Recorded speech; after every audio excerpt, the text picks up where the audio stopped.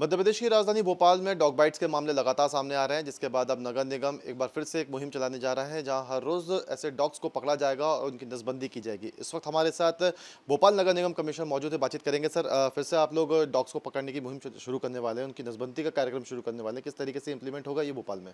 नहीं, हम अभी कोई ऐसा नया शुरू नहीं करने वाले हैं। ये लगातार हमारा जो डॉग्स का जो एनिमल बर्थ कंट्रोल सेंटर होता है, एबीसी सेंटर बोलते हैं, वहाँ पे हमारी कैपेसिटी है, 3 सेंटर हैं। प्रत्येक की कैपेसिटी लगभग 35 की है, जहाँ पर हम 35 डॉग्स का नसबंदी कर सकते हैं। तो कोई वो लगातार चल रहा है और उन 35 के हिसाब से आपका 3 मतलब 105 का मतलब हम ये मान के चलते हैं कि 100 लगभग डॉग्स का हम प्रतिदिन नसबंदी करेंगे। तो एक महीने में हम 3000 का हमारा टारगेट है, पहले से ही चलता आ रहा है और उसको हम कंटिन्यू रखेंगे। और एक महीने में 3000 का मतलब है कि एक साल में लगभग 36,000। तो अगर ये जो एक्सपर्ट्स हैं, जो एनिमल के डॉग्स के एक्सपर्ट्स हैं, उनका भी कहना है कि अगर 35,000 एक साल में हम करने में सफल हो जाते हैं तो अगले साल इसका बहुत अच्छा रिजल्ट मिलेगा और जो स्ट्रे डॉग्स की संख्या में काफ़ी कमी मिलेगी। सर, 1.5 लाख के ऊपर पहुंच गई स्ट्रीट डॉग्स की संख्या अभी। अगर आप 35,000 एक साल में भी करते हैं, तो जो अन्य डॉग्स हैं उनके जरिए डॉग्स की जनसंख्या उस साइड भी तो बढ़ती रहेगी। वो कैसे आप लोग करेंगे तय? हाँ, मतलब इसमें मैं ये नहीं कह रहा हूँ कि मतलब हम पूरी तरह से जो है वो जनसंख्या को उसकी रोक देंगे। हम तो वही कर सकते हैं जो मैक्सिमम हमारा कैपेसिटी अलाउ करता है। तो मेरा कैपेसिटी अगर 35,000 का अलाउ करता है, मेरा सबसे पहला टारगेट है कि मैं उसको 35,000 को अचीव करूँ और उससे जो अच्छा रिज़ल्ट मिलेगा। और सबसे बड़ी बात होती है कि जब स्ट्रे डॉग्स की पॉपुलेशन बढ़ती है तो उनमें रिसोर्सेज़ के लिए भी एक फ़ाइट होती है।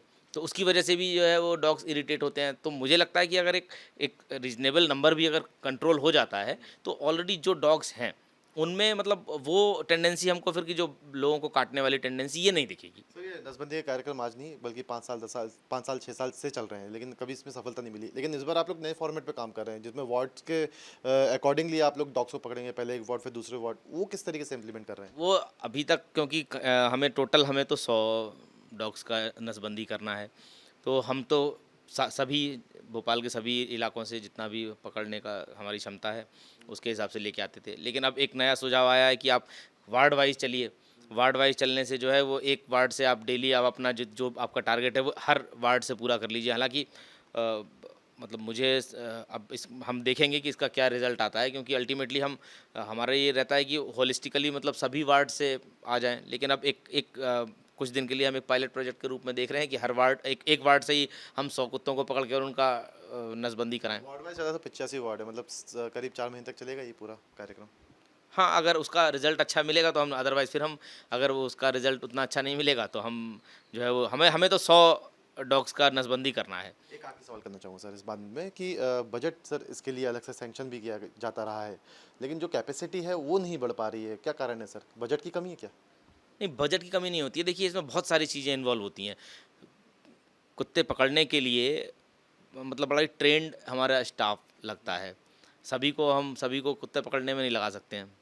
इसी तरह से जो उनका नसबंदी होता है उसमें जो वेटरनरी डॉक्टर्स होते हैं, तो आप जानते हैं कि ह्यूमन के जो डॉक्टर्स होते हैं वो पर्याप्त संख्या में उपलब्ध हैं, लेकिन वेटरनरी डॉक्टर्स उतने पर्याप्त संख्या में ट्रेंड वेटरनरी डॉक्टर उपलब्ध नहीं होते हैं। तो वो भी एक चैलेंज है। तो अभी जो हमारा कैपेसिटी है वो उसी के हिसाब से हमने अभी 3 सेंटर बनाए हैं। आगे अगर और कुछ हम कोशिश करेंगे कि एक आध सेंटर और बढ़ जाए। तो ये भोपाल के नगर निगम कमिश्नर हमारे साथ मौजूद थे। साफ तौर पर कहना है कि एक नए फॉर्मेट के आधार पर डॉग्स को पकड़कर उनकी नसबंदी का कार्यक्रम फिर से शुरू किया गया है। हालांकि पहले से ये कार्यक्रम चलते रहे हैं, लेकिन उनमें कुछ खास सफलता नहीं मिली है। एक बार फिर से ये मुहिम शुरू हुई है। देखने वाली बात होगी कि आगे इसमें कितनी सफलता मिलती है। वीडियो जर्नलिस्ट प्रदीप के साथ गौरव गुप्ता, न्यूज़ स्टैंड, मध्य प्रदेश, छत्तीसगढ़।